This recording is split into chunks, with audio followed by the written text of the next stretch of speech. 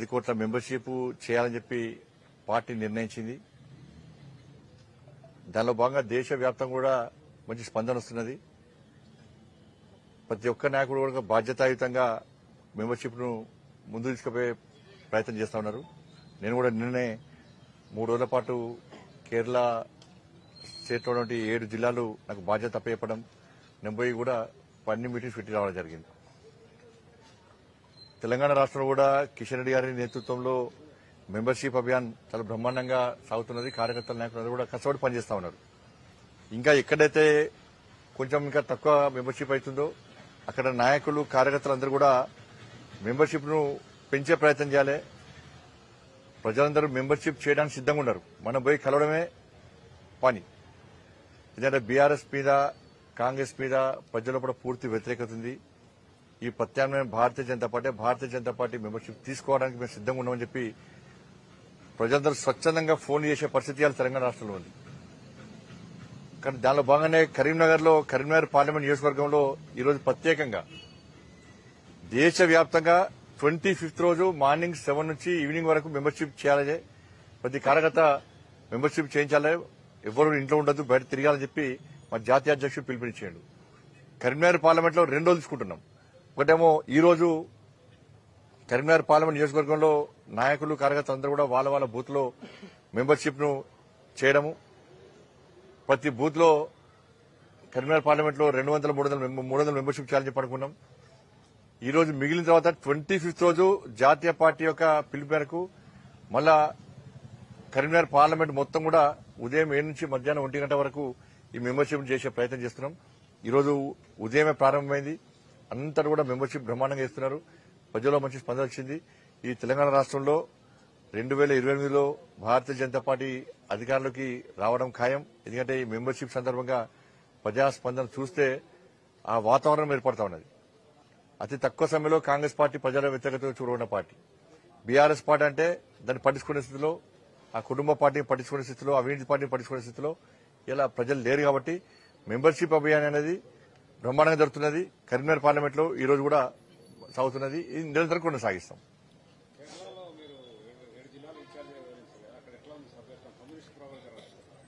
ఆడ కమ్యూనిస్ట్ అయినా ఏయిస్ట్ అయినా కూడా ఆడ ప్రజల్లో పూట భారతీయ జనతా పార్టీ అనుకూలమైన వాతావరణం ఉంది. అక్కడ కార్యకర్తల పూట నాయకుల పూట జోష్ ఉంది.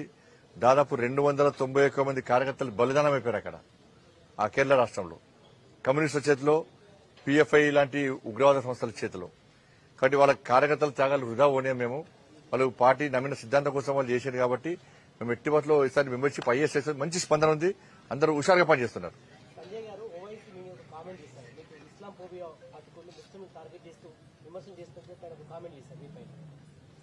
ఇలా 15 నిమిషాలు సమయం ఇస్తే నరికి చాంపుతానికి ఏం ఫోబియా ఉంది? హిందూ ఫోబియా ఉందా? 15 నిమిషాలు సమయం ఇస్తే నరికి చాంపుతున్నారు హిందువులను. బీఫ్ గోమాంసం తినాలే మజా ఉంటుందని ఏం ఫోబియా ఉంది? హిందువులు ఆరాధ్య దైవంగా భావించేటువంటి గోమాంసం తింటే మజా ఉంటుందని చెప్పి అన్నానికి ఏం ఫోబియా ఉంది? ఇలా హిందూ దేవులను కించపరిచేటువంటి ఎంఐఎం పార్టీ నాయకులకు, ఓవైసీ కుటుంబానికి ఏం ఫోబియా ఉంది? ఇలా ఓల్డ్ సిటీలో రోహింగ్యాలకు అడ్డాగా మార్చి, అనేక మంది టెర్రరిస్టులకు అడ్డాగా మార్చి, దేశంలో ఎక్కడ పట్టుబడినా కూడా దానిలో ఒక వ్యక్తి, ఓల్డ్ సిటీకి సంబంధించిన వ్యక్తి ఉంటున్నాడు. కానీ మరి వాళ్ళకి ఏం ఫోబియా ఉంది? ఇలా కనీసం ఎంఐఎం పార్టీ ఎమ్మెల్యేలు, ఓవైసీ అని వందే మాత్రం ఇప్పటికీ ఆలపించాడు. ఏం ఫోబియా ఉంది మీకు? దాని మీద సమాధానం చెప్పాలి. ఎవరికి ఏం ఫోబియా ఉందో ప్రజలు తెలుసు. మీకు హిందూ ఫోబియా ఉందా వీళ్ళకి? మేము ఎప్పుడు 15 నిమిషాలు సమయం ఇస్తే నరికి చంపుతానులే మేము. ఇలా ఓల్డ్ సిటీని న్యూ సిటీ చేస్తాం. ఓల్డ్ సిటీలో ఉన్న ముస్లిం వర్గం కూడా ఎంఐఎం పార్టీని వ్యతిరేకిస్తున్నది. వాళ్ళే ఓల్డ్ సిటీ ముస్లిం పెద్దలే అంటున్నారు, మత పెద్దలే అంటున్నారు. ఈ ఓవైసీ కుటుంబం వల్ల మొత్తం ఓల్డ్ సిటీ న్యూ సిటీగా మారలేకపోతున్నది. బండి సంజయ్ కరెక్ట్ మాట్లాడండి. ఓల్డ్ సిటీ న్యూ సిటీ ఇవ్వాలి. ఇలా మెట్రో రావాలి, ఫ్యాక్టరీస్ రావాలి, కంపెనీస్ రావాలి, ఉద్యోగాలు రావాలి. ఇప్పుడు కూడా పాస్పోర్ట్లు వచ్చే పరిస్థితి లేదు. ఇప్పుడు కూడా పిల్లలకు ఉద్యోగాలు వచ్చే పరిస్థితి లేదని చెప్పండి. ఇంతెందుకు నిన్న మాట్లాడినా, నేను కూడా మాట్లాడిండు. మదర్సాల గురించి మాట్లాడాడు, ఇస్లాం గురించి మాట్లాడాడు. నేనేది ఉల్టా మాట్లాడాడు. నీ కాలేజీలా హిజ్బుత్ తహరీర్ అనే ఒక సంస్థ ఉన్నది, ఉగ్రవాద సంస్థ. దీన్ని విదేశాలు కూడా బ్యాన్ చేసినాయి. దాని లీడర్ నిన్న కాలేజీలో దొరికిండు. నిన్న ఎక్కడ స్పీచ్ ఇచ్చిండో అదే కాలేజీలో ఫ్యాకల్టీ ఆయన పోలీసు వాళ్ళు ఎఫ్ఐఆర్ చేసి పట్టుకపోయినా లేదా? మధ్యప్రదేశ్ పోలీసులు కూడా వచ్చారు. నీ కాలేజీలో ఫ్యాకల్టీ ఒక సంస్థ నిర్వహిస్తూ సంస్థ హెడ్ గా ఉండి మీ కళాశాలకు సంబంధించిన విద్యార్థులను మాయ చేసి మోసం చేసి మభ్యపెట్టి ఆ సంస్థ వైపు అట్రాక్ట్ అయ్యే విధంగా చేస్తుంటే మరి ఏ ఫోబియా ఉంది నీకు? ఇవాళ బిజ్నోర్ ఉన్నది యూపీలా ఒకటే మదర్సాల 9 మందిని ఉత్తరప్రదేశ్ ప్రభుత్వం అరెస్ట్ చేసింది. వాళ్ళ దగ్గర హత్యాలు రికవర్ చేసింది, మారణాలు రికవర్ చేసింది. నేను మాట్లాడింది తప్ప? నేను మాట్లాడింది మళ్ళీ సెక్యులర్ అంటారు మళ్ళీ వీళ్ళు. మరి మా వాళ్ళందరూ పీర్ల పండుగ చేసుకుంటారు. మీరు ఎప్పుడైనా వినాయకుడి పండుగ చేసుకున్నారా? దసరా పండుగ చేసుకున్నారా? దుర్గా ఉత్సవాలు చేసుకున్నారా? లేకుంటే హనుమాన్ ఉత్సవాలు చేసుకున్నారా? ఎప్పుడన్నా పోయి చేసుకున్నారా మీరు? మొన్న ఎన్నికలు ఉన్నాయని చెప్పి ఒక దేవాలయం దిగి పోయినావు నువ్వు, ఎన్నికలు ఉన్నాయని చెప్పి ఓడిపోతాను భయంతో. ఇంతకు ఎప్పుడైనా తిరిగినావు? అంతకుముందు ఎప్పుడైనా?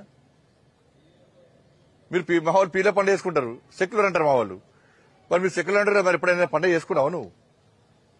ఎప్పుడైనా బొట్టు పెట్టుకున్నావా నువ్వు? ఏం ఫోబియా ఉంది మీకు? జమిలి ముస్లింలు దేశాన్ని కబలించే కుట్ర చేస్తున్నారని సీఎం రేవంత్ రెడ్డి అంటున్నారు. జమిలిని మేము వ్యతిరేకిస్తున్నాము, అన్ని రాష్ట్రాల హక్కులను కాలరాస్తుందని చెప్పి సీఎం రేవంత్ రెడ్డి అంటున్నారు. ఇప్పుడు ఒక మంచి ఆలోచనని కేంద్ర ప్రభుత్వం నిర్ణయించుకోబోతున్నది. దీనికి రాష్ట్ర వ్యాప్తంగా అన్ని రాష్ట్రాల అభిప్రాయాలు తీసుకుంటున్నారు. ఒక మంచి ఆలోచన 1 నేషన్ 1 ఎలక్షన్ అనేటువంటి ఒక విధానానికి కేంద్ర ప్రభుత్వం కట్టుబడి ఉంది అన్ని విషయాలు ఆలోచించిన తర్వాత. కాబట్టి రాష్ట్ర ముఖ్యమంత్రికి అభిప్రాయం ఉంటే అభిప్రాయం చెప్పుకోవచ్చు, ఇవ్వలేదు. అభిప్రాయం అందరూ సపోర్ట్ చేస్తే మంచిదే అంటున్నాం. దాంట్లో మెజార్టీ బట్టి అందరూ మద్దతు తీసుకుని చేయాలని చెప్పి ఆలోచన ప్రభుత్వం ఉంది. కాబట్టి రేవంత్ రెడ్డి గారికి ఆలోచన ఉంటే కేంద్రం చెప్పుకోవచ్చు, ఇబ్బంది లేదు.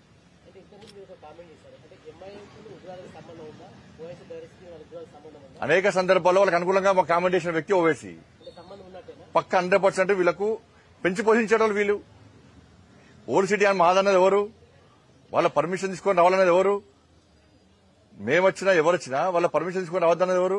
మరి ఇప్పుడు ఎవరు పర్మిషన్ తీసుకొని ఉగ్రవాద సంస్థలు వస్తున్నాడికి షెల్టర్ తీసుకుంటున్నా వీళ్ళ పర్మిషన్ తీసుకునే కదా. అలా శవయాత్రలు నిర్వహించారు, వాళ్ళు ఉగ్రవాద శవయాత్రలు నిర్వహించారు.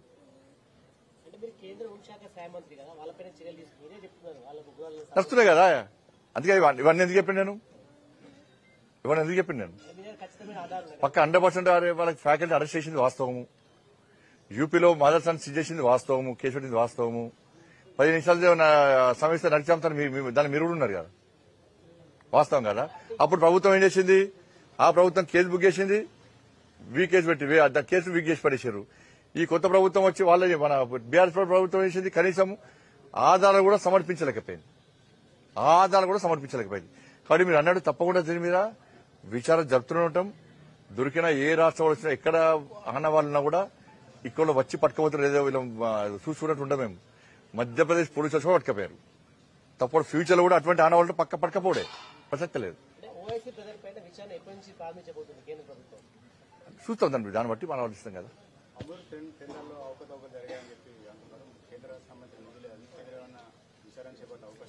నిన్న చూసిన ముఖ్యమంత్రి, మాజీ ముఖ్యమంత్రి కూడా కేటీఆర్ మాట్లాడుతున్నాడు అన్నట్టు. ఇది అమృత్ అరే జరిగింది కావచ్చు, జరుగుతా నువ్వేం చేయాలి? ఫిర్యాదు చేయి. మరి బీజేపీ ఎందుకు తిడతావు? ఎప్పుడు పేపర్లు ఉండాలి, సోషల్ మీడియాలో ఉండాలి, పేపర్లు ఉండాలి. కేటీఆర్ కన్నా వ్యక్తి గదే, ఎప్పుడు పేపర్లుగా ఉండాలి, సోషల్ మీడియాలో గంతికి ఆడికే మళ్ళీ వనికేయాడు. బీజేపీ కాంగ్రెస్ ఒకటి ఆట, నా పేరు తీసుకున్నది. అలా మీ కుటుంబమును కాంగ్రెస్ పార్టీ ఒకటి, ఇవాళ ఓటు నోటు కేసు అంటున్నారు. ఇవాళ బీఆర్ఎస్ పార్టీలు మీ ప్రభుత్వం ఉన్న రోజులు ఎప్పుడన్నా ఓటు నోటు కేసు ప్రస్తావన తీసిండ్రా? ఎప్పుడన్నా? ఇప్పుడు కాంగ్రెస్ పార్టీ ప్రభుత్వం వచ్చింది. కాంగ్రెస్ పార్టీ ప్రభుత్వం వచ్చి ఏం చేస్తున్నది? ఫోన్ ట్యాపింగ్ కేసు ఏడమైంది, కాళేశ్వరం కేసు ఏడమైంది, డ్రగ్స్ కేసు ఏడమైంది. ఇవాళ ఎఫ్టీఎల్ భూములకు సంబంధించి అలా దాదాపు 50-52 చెరువులు ఈ కేసీఆర్ కుటుంబమే అన్యాక్రాంతం చేసింది, అవినీతికి పాల్పడదని చెప్పి అంటున్నారు. మరి దాని మీద విచారణ ఎందుకు అవుతలేదు? అసలు 6 జ్ఞానంలో ఎందుకు మాడతలేరు మీరు? ఇది కేవలం వాళ్ళిద్దరి మధ్య అండర్స్టాండింగ్. సరే నిన్నేదో కొంచెం చెదిరినట్టున్నది ఈ దోస్తానా. ఇక మళ్ళీ ఇప్పుడు కేటీఆర్ కామెంట్ చేసింది కదా, మళ్ళీ దోస్తానా చూసుకుంటారు. ఇక ఎప్పుడైనా చిన్న చిన్న అండర్స్టాండింగ్ ఇద్దరి మధ్యలో కాంగ్రెస్ కు బీఆర్ఎస్ కు అండర్స్టాండింగ్ బాగా మంచి రూపాయికారు ఒప్పందం పక్కా ఉంటుంది. నెక్స్ట్ ఇష్యూలన్నా ఉల్టా మాట్లాడుతుంటే మళ్ళీ ఒక స్టేట్మెంట్ ఇస్తారు, ఇచ్చి మళ్ళీ మర్చిపోతారు, ఇది మర్చిపో మళ్ళీ కలుస్తారు. ఇక ఇద్దరి మధ్య అండర్స్టాండింగ్. మేము ఎప్పుడు ఏది మేము ఏది చేసినామంటే ఎవరు మంచి చేస్తే మంచి అంటాం, చెడు చేస్తే చెడు అంటాం. మంచి చేస్తే ప్రోత్సహిస్తాం, కేంద్రంలో అధికార పార్టీగా. చెడు చేస్తే పక్కా వ్యతిరేకిస్తాం. మా నరేంద్ర మోడీ గారి ప్రభుత్వం మీద ఏ ఒక్క అవినీతి ఆరోపణ రాలే. కేసీఆర్ కుటుంబం మీద మొత్తం అవినీతి ఆరోపణలే. ఇలా కాంగ్రెస్ పార్టీ మొత్తం అవినీతిలో మొత్తం కూడికమైంది. కాంగ్రెస్ పార్టీ రాబోయే రోజుల్లో వాళ్ళ మంత్రులు, వాళ్ళ ఎమ్మెల్యేలే వాళ్ళ బయటపెట్టుకుంటారు. కాంగ్రెస్ పార్టీకి ఇంకో అవకాశం ఇవ్వాలి. కాంగ్రెస్ పార్టీ వాళ్ళే తీసుకుంటారు. ఇక వాళ్ళ సంగతి వాళ్ళు చూసుకుంటారు. కాంగ్రెస్ పార్టీ పూర్తిగా అవినీతిలో కూరుకపోయింది. ప్రతి మంత్రి మాక్సిమం మంత్రులు, ఎమ్మెల్యేలందరూ కూడా అక్రమాలకు పాల్పడుతున్నారు. అందరు కాదు, మాక్సిమం మంత్రులు. ఆధారాలు ఇవ్వాలి, సబ్మిట్ చేయాలి, కోర్టు ఉంటుంది, కేంద్ర ప్రభుత్వం ఉంటుంది. ఇస్తే ఎంక్వైరీ చేయకుంటే అనాలి. దప్తం ఇవ్వాలి, కాంప్లైంట్ ఇవ్వాలి కదా. దప్తం ఇవ్వాలి, మేము కూడా ఎంక్వైరీ చేస్తాం. నువ్వు మా దృష్టి తీసుకొస్తాం కాబట్టి ఎంక్వైరీ చేస్తాం. కానీ గట్లా మాట్లాడక విమర్శ ఎందుకు ఇవ్వాలి బీజేపీ మీద? మళ్ళీ వార్తల్లో ఉండాలి. మళ్ళీ బయట పెట్టిందని నువ్వు నిన్న అన్నావు. మాకే తెలుస్తుంది, నువ్వు చెప్తే తెలుస్తుంది కదా. ఇప్పుడు చెప్పినావు కదా మాకైతే. అంటే మీరు ఒకటి కాంగ్రెస్ బీఆర్ఎస్ ఒకటి 80% బీఆర్ఎస్ కాంగ్రెస్ పార్టీలో 100% చేరుతుంది. అలా దానికంటే ముందు బీజేపీని తట్టుకోలేక బీజేపీని బదనాం చేసి, క్షేత్రస్థాయిలో బీజేపీ బలంగా ఉంది కాబట్టి బీజేపీని దెబ్బతీయాలని చెప్పి ఆలోచనతో కాంగ్రెస్ బీఆర్ఎస్ కలిసి కుట్ర చేస్తున్నాయి. కానీ బీజేపీని తట్టుకునే దమ్ము ఈ రెండు పార్టీలకు లేదు. మా క్యాడరు ఉత్సాహంగా ఉన్నారు, గ్రౌండ్ లెవెల్లో పనిచేస్తున్నారు, మెంబర్షిప్ అభియాన్ కూడా బ్రహ్మాండంగా సాగుతున్నది. ధన్యవాదాలు. హైడ్రా కూల్చివేతలకు మేము వ్యతిరేకం కాదు. కానీ కూల్చివేతల పేరుతోని పేదల పొట్టగొడితే ఒప్పుకోము. అప్పుడు ఎవరైతే పర్మిషన్ ఇచ్చారో, ఎవరైతే అవినీతి అక్రమాలు పాల్పడారో వాళ్ళ మీద చర్యలు తీసుకోవాలి. బీఆర్ఎస్ పార్టీ ప్రభుత్వ హయాంలో మీరు ఒక్కటి వాస్తవం చెప్తున్నారు. ఈ రోజు నేను హైడ్రాకి సంబంధించి అక్కడ కబ్జా చేసినటువంటి నాయకులందరూ, ఏ పెద్ద బడా నేతలందరూ కూడా, బడా వ్యక్తులందరూ కూడా బీఆర్ఎస్ పార్టీలో ఏదో ఒక నాయకుని ప్రోత్సాహంతోనే జరిగింది. ఇది బీఆర్ఎస్ పార్టీ కేసీఆర్ కుటుంబం యొక్క ప్రోత్సాహంతోనే జరిగింది ఇది. కానీ కాంగ్రెస్ పార్టీ దాని మీద విచారణ సాగుతలేదు, కొనసాగిస్తలేదు. కాంగ్రెస్ పార్టీ అల్చల్ క్రియేట్ చేసి ప్రజల మెప్పు పొందడానికి 6 గ్యారంటీలను ప్రజల దృష్టి మళ్లించడానికి కాంగ్రెస్ పార్టీ చేస్తున్న ప్రయత్నం. ఇవాళ ఈ భూములు కేటాయించింది ఎవరు? ఈ భూములు కేటాయించి కేసీఆర్ కుటుంబం. మరి దాని మీద కాంగ్రెస్ పార్టీ ఎందుకు ఇలా కనీసం ఆరోపిస్తలేదు? ఎందుకు ఎంక్వైరీ చేస్తలేదు? ఎందుకు వాళ్ళ మీద చర్య తీసుకోవట్లేదు? పర్మిషన్ ఇచ్చినోడు వేండు, భూములు అమ్మినోడు వేండు. పాపం అమాయకంగా తెలియకుండా కొన్నోళ్ళు ఏం చేస్తారు? మళ్ళీ చెప్తారు కొన్నోళ్ళు ఏం చేస్తారు? లింక్ డాక్యుమెంట్ చూస్తారు, ఉన్నాయి. డాక్యుమెంట్ చూస్తారు, ఉన్నాయి. అలా గ్రామ పంచాయతా, మున్సిపాలిటా, కార్పొరేషన్ పర్మిషన్ ఉందా? ఉంది. మీటర్ ఉందా? ఉంది. ట్యాప్ కనెక్షన్ ఉందా? ఉంది. హౌస్ పర్మిషన్ ఉంది. బ్యాంక్ లోన్ ఉందా? ఉంది. ఇవన్నీ చూసి పేపర్ నోటిఫికేషన్ ఇచ్చి కూడా కొనుక్కున్నారు. అమ్మినోడి మీద చర్యలు, అమ్మినోడికి సహకరించిన కేసీఆర్ కుటుంబం మీద చర్యలు, బీఆర్ఎస్ పార్టీ నాయకుల మీద చర్యలు. కానీ అమాయకంగా కిరాయికున్న రాత్రి కిరాయికున్న చెప్ప పెట్టకుండా, ఎలా నోటీస్ లేకుండా వాళ్ళు పుట్టకూటి కోసం వ్యాపారాలు చేసుకుంటే అవి కూలగొడితే ఏడవాలి, పెట్రోల్ చూసుకున్నారు లాస్ట్. హైడ్రా మీకు మంచి ఆలోచన ఉంటే దాన్ని సమర్థిస్తాం మేము. కానీ ఈ ప్రభుత్వం లోపల చెడు ఆలోచన ఉన్నది, బయటకు వస్తుంది. ఇప్పుడు బయటకు వస్తున్నది. అది మీరు దానికి కారకులైనటువంటి కేసీఆర్ కుటుంబం మీద బీఆర్ఎస్ పార్టీ నాయకుల మీద చర్యలు తీసుకున్నంత వరకు కాంగ్రెస్ పార్టీ హైడ్రా మీద ఎంత చేసినా అది వృధా. ధన్యవాదాలు.